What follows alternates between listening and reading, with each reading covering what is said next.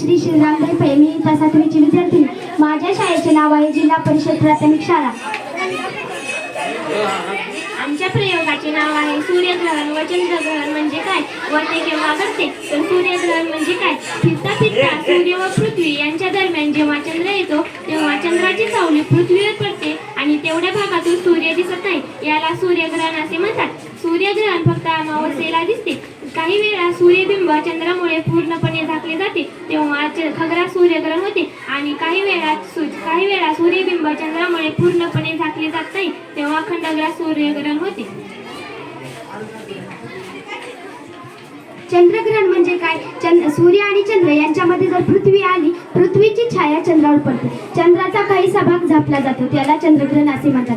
चंद्रग्रहण फक्त पौर्णिमेला दिसते. पृथ्वीच्या सावलीत पूर्ण चंद्र आला तर खग्रास चंद्रग्रहण घडते. धन्यवाद.